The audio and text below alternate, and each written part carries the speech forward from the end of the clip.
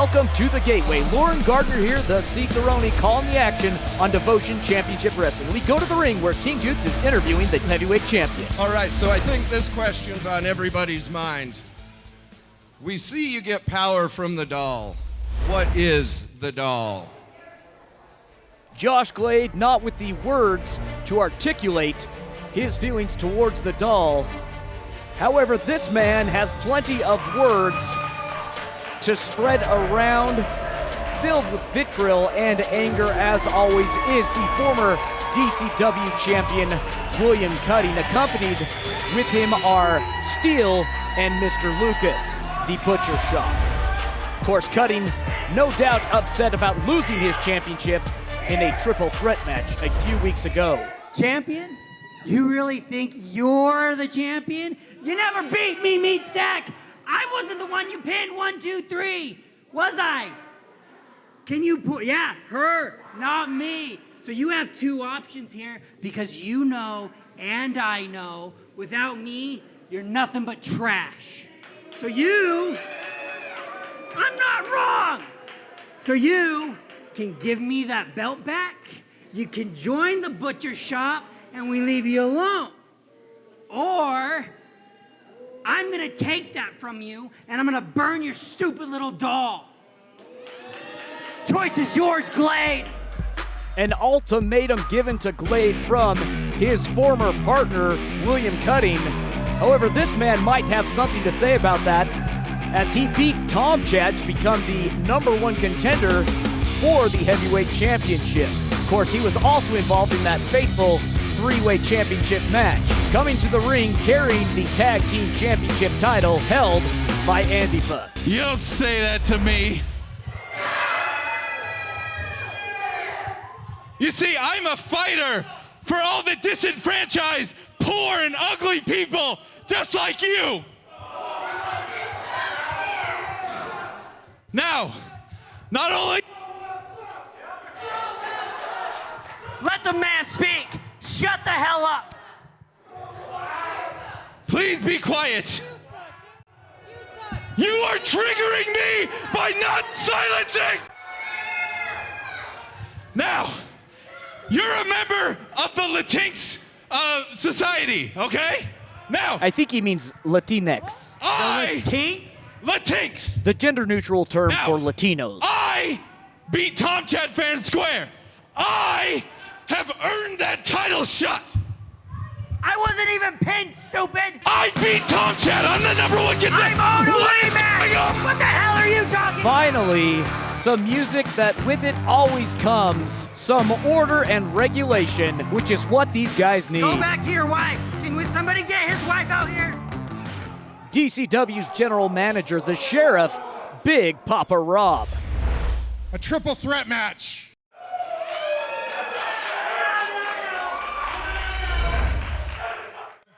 Next week for the DCW Championship. Triple. That's three.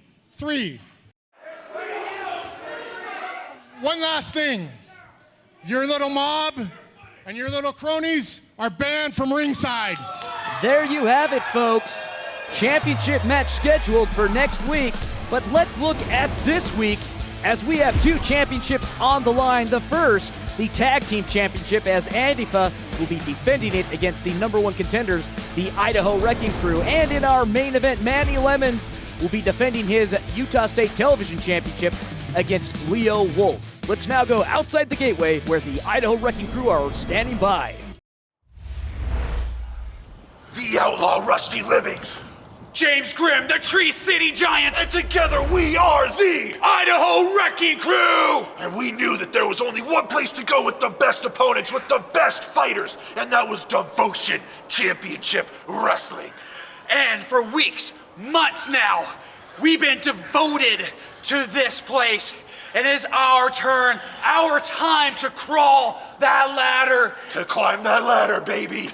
And it is now our focus to get the gold, the cream of the crop. That's right, tonight we're facing up against Antifa. The first time you cheated, the second time you cheated, the third time is our charm. And I've got gold in my eyes. This man right here has gold in his eyes. They call me an outlaw for a reason, and we're going straight to the top. And anybody who steps in the ring with us will get wrecked!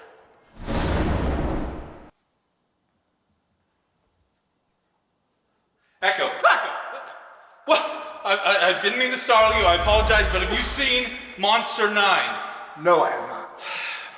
All right, well, tonight, Antifa's supposed to defend our tag team championships against the Idaho Wrecking Crew. So we have to be focused on them. And I have to be focused on wrestling for the DCW Heavyweight Championship next week. But I can't find Monster 9. You know what I'm gonna do? You know what I'm gonna do? I like what you got going on here. Oh, thank you, man. So what I'm gonna do I have consent? Consent. Consent to touch? Yes. Okay. All right, so I'm gonna grab this other title and I'm going to help you defend our tag team championships against the Idaho Wrecking Crew, okay? Now, I'm also going to next week be facing for the DCW Heavyweight Championship, all right? So it'll look good with 2 titles on me, all right? Yeah. We'll have all the gold. I mean, Put them work. we almost look the same with the shirt up, right? We do, man. All right, well, let's go get these stupid fascists. Let's go. As these two teams come to the ring, we'll be back in just a second with their championship match.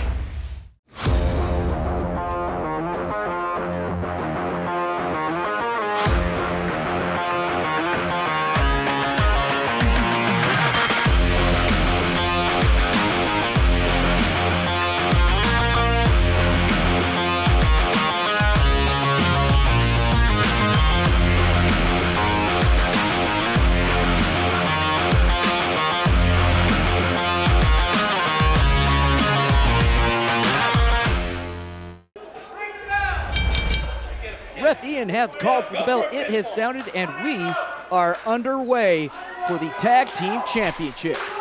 Starting out for the challengers in the Idaho Wrecking Crew is the Outlaw Rusty Livings and the ever-confident Echo starting out for the champions in Antifa. Not the first time that these two have faced off against each other, both in tag team action and singles action, and together they always put on one hell of a show, and this will be no exception. Goes for the cover, and the challenger only able to keep the champion Echo down for 2 counts. Auspiciously for Antifa tonight, the regular team up of Echo and Monster 9.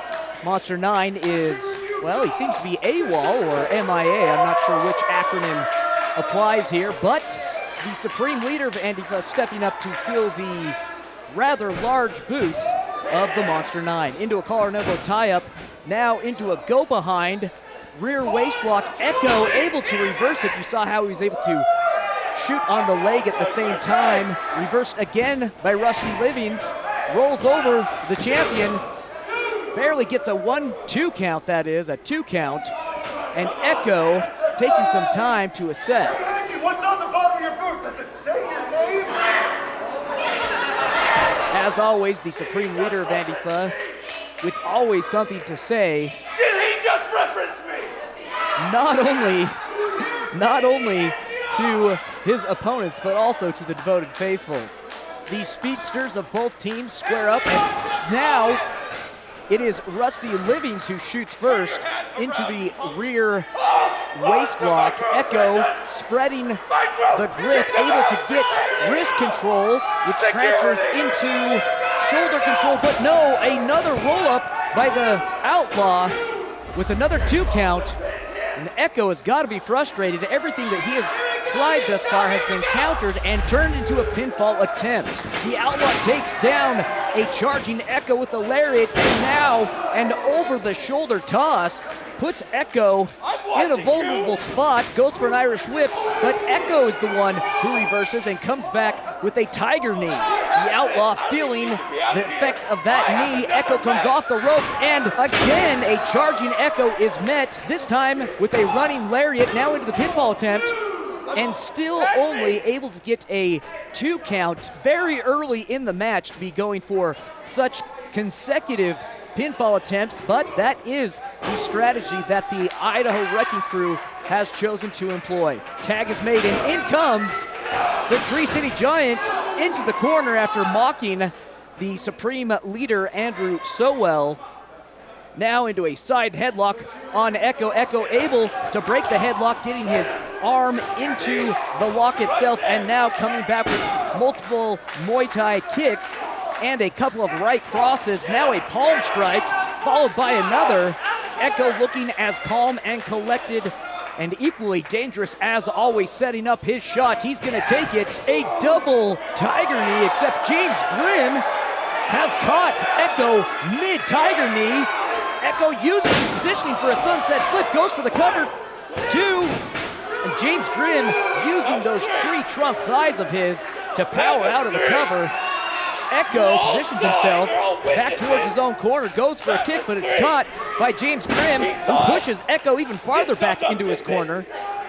Andrew Sowell, who is again taking time to, I'm sure, address what he would call the ignorant masses. Still not finished, trying to finish the point he was making. James Grimm sets up and puts down Andrew Sowell with a shoulder tackle, not once but twice. And a third time puts down Andrew Sowell as he is discombobulated, going for the ropes, trying to get up to his feet. James Grimm happy to oblige. A 4th consecutive shoulder tackle has got Andrew Sowell perhaps questioning the choices in his life that has brought him to this point. However, with the champion's advantage, he can't be discouraged yet. Into the corner thrown by the challenger. James Grimm winds up hitting Sowell with yet another shoulder, going to the well yet again, but Sowell, now well aware of what attack is on its way, gets out, but as I mentioned earlier, completely discombobulated, trying to make a tag to the Outlaw, and has put himself in a very uncomfortable position. Sowell finds himself on the receiving end of a running splash from the Outlaw. Sowell now counters with a massive seated senton, having elbowed Grimm in the face while he was in the challenger's corner. He now brings the Outlaw into his own corner and takes some time to bask in the less than favorable praise of the devoted faithful. Now, right now, we have just seen Andrew Sowell bring down Outlaw Rusty Livings multiple times with single strikes. We forget how powerful Sowell is because he's always, well, running his mouth so much. Arguing with ref Ian after laying a knee across the throat of his challenger, saying that he believes it's not a choke, it's a pin. However, I trust no one more in this match to call the shots than ref Ian. He's doing a great job. Tag is made, and Echo comes in for Antifa. With the Outlaw trapped in the corner, a vicious chop. Echo looking to deliver some pain after his last exchange with the Outlaw. Mocking the Wrecking Crew now with a discus roundhouse, countered by the Outlaw with shades of Akiyama with a blue thunderball.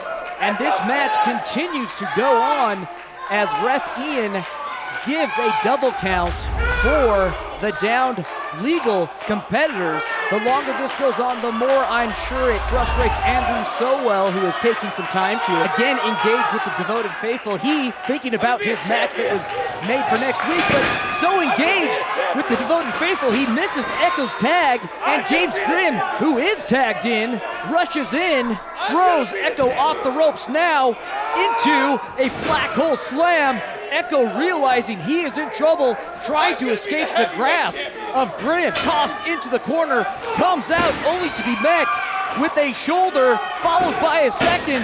Echo barely on his feet, caught and tries to escape a fireman carry from Grimm. Grimm stops him in his tracks, pulls him back up into the fireman's carry.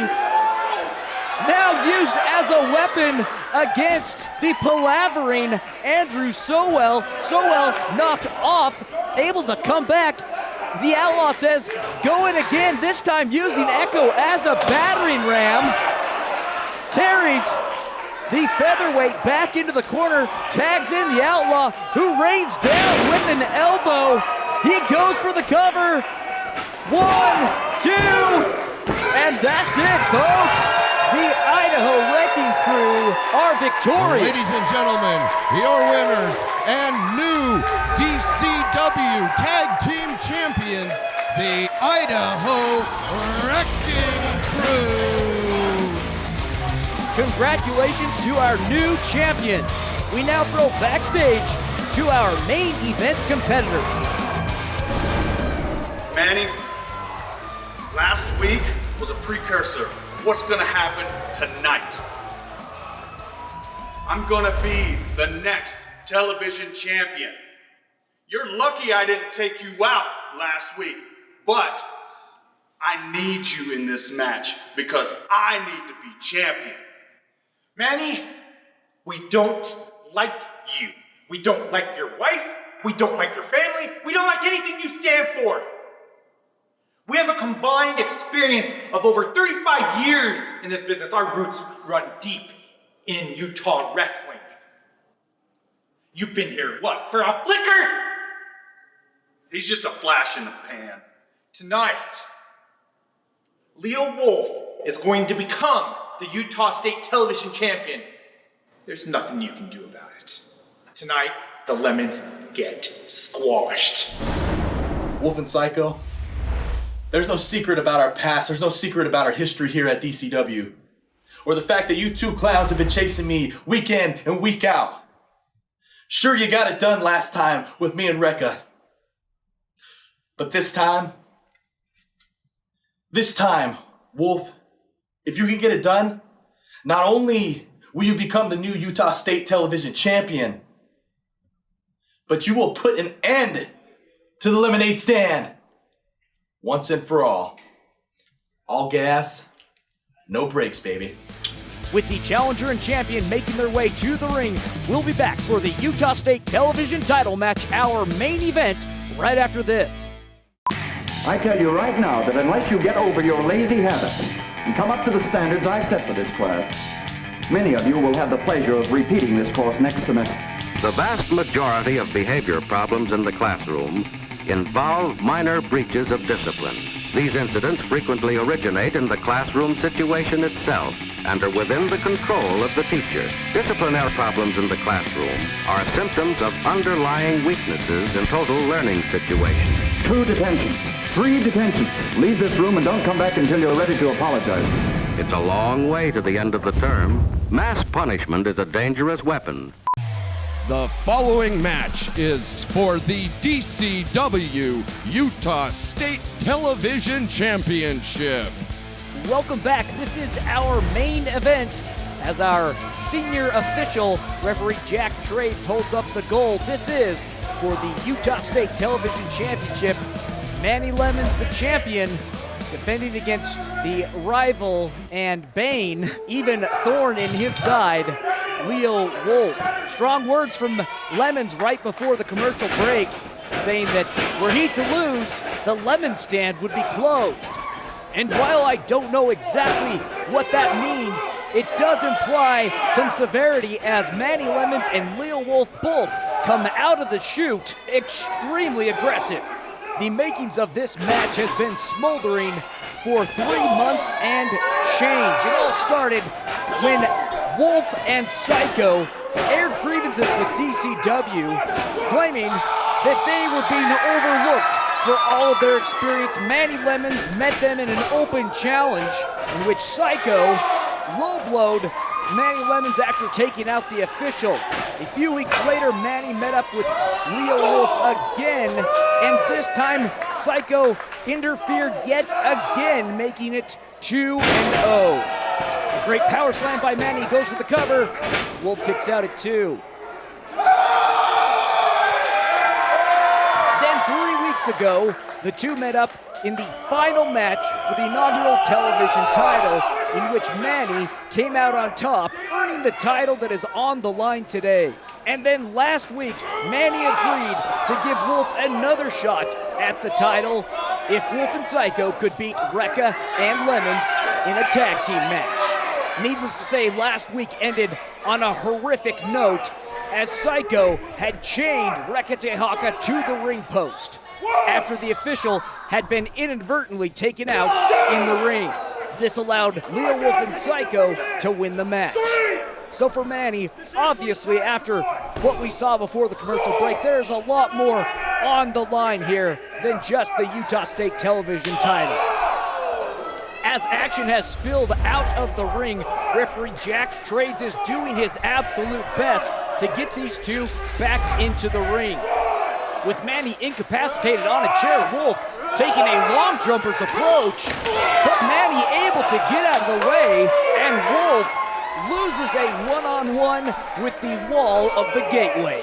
Manny back into the ring, and the count starts over, this time for Wolf. Manny, with a basement dropkick, puts Wolf down on the outside of the ring, and in hot pursuit of Psycho, who goes running around like a cockroach who's had the lights turned on him, but Psycho has done what he intended, which was to give Wolf a chance to get back to his feet and now go on the offensive. Wolf whipping Manny, oh my goodness, right into the ring post. Wolf enters and breaks the count. Now going back out to Manny, who is, I can only imagine, in not great shape. Albeit the devoted faithful have their champion and rally around him, will their encouragement be enough for Manny to come back? Yes, it is, as he delivers a Stan Hansen-esque lariat, not once but twice. Manny now putting Wolf into a fireman carry, looking for the lemon drop. Wolf able to escape, comes back with a forearm, looks for a whip, a little do-si-do. Now, with a Samoan drop out of a fireman's carry, Leo Wolf in a good position, goes for the cover. 2. Manny gets a shoulder up at 2. Leo Wolf not stopping yet, not putting the brakes on, pulls Manny up. Oh, goodness sakes. And now does a kickstart with his knee. Now, with the laces of his boots right across Manny's face. Again pulling Manny up, and again breaking Manny's face with his boot laces. Verbal reprimand from referee Jack Trades allows Manny to come back with a couple of double-handed chops, followed up by 2 roundhouse punches. A whip reversed. Manny comes off the ropes and is met with a back elbow. Wolf now goes for the cover. Manny kicks out at 2, and did you see the look of frustration on Leo Wolf's face? Wolf pulling Manny up with a rear chin lock, taking his frustration out on Manny, hung up on the ropes. A referee, oh, come on. Psycho, known for those lightning quick pot shots, allows Wolf now, pulling Manny, oh no. The long-legged Wolf pulling Manny into the center of the ring and sitting in deep on a sharpshooter.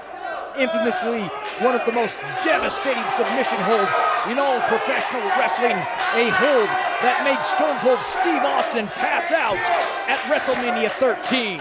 But as good as Leo Wolf is, he is no Bret Hart, and Manny Lemons, using that great upper body strength, those gains that he has been working on so hard in Georgia, makes it to the bottom rope, and Wolf is forced to break the hold. Wolf letting the referee know exactly what he thinks of his officiating. Whips Manny off the ropes. Manny dodges a right roundhouse, dodges another, comes off the ropes and hits Wolf with the best flying shoulder tackle in all of professional wrestling. That is why Manny Lemons is a competitor that cannot be overlooked. Starting out in collegiate football, he has been able to adapt in professional wrestling while at the same time holding on to those lessons and tactics he has learned along the way, able to employ something like a high tackle into the squared circle. Manny blocks a right roundhouse and comes back with a couple of big palms to the side of Wolf's head. Now a third, a fourth. He's got Wolf on his heels, whips Wolf off the rope. Wolf reverses and puts Manny into the mat with those big size 14 boots. Wolf getting into position, goes for the pin. 2. Manny barely able to get his shoulder up in the nick of time. I tell you, there is none other with such heart, such moxie and stick-to-itiveness as there is in Manny Lemons. And Leo Wolf is feeling fully frustrated in confronting that.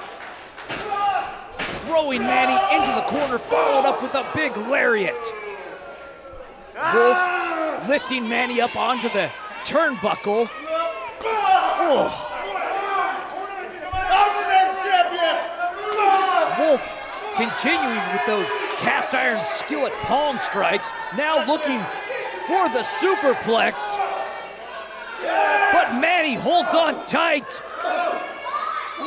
Pushes Wolf back down to the mat. And Manny now in prime position for an aerial assault, an attack to save his title, but Wolf pulling himself up by Jack Trayton. Oh, goodness! Manny comes down with a flying shoulder tackle off the rope, inadvertently taking out the referee. Psycho holding the chain, and it's Rekka. Manny's wife enters the ring and takes Psycho out with the wushu kick. But that's not enough for Tehaka. She's ready to send this hometown hero packing. I can't think of any punishment severe enough for Psycho after the actions he took last week against Tehaka. As Psycho feels the wrath of the Polynesian Savage, Wolf and wait a second. It's Mike Burke. Speaking of super seniors, what's going on? Burke, who was recently fired by Harvey. No! That's it, folks. Leo Wolf is saved by his longtime super senior buddy, the original Mean Mike. Your winner and new DCW Utah State Television Champion, Leo Wolf. And heart-wrenching and sickening end to today's episode. Ladies and gentlemen, on behalf of DCW, I'm Lauren Gardner, the Cicerone. And until next time, stay devoted. Now I will kill you.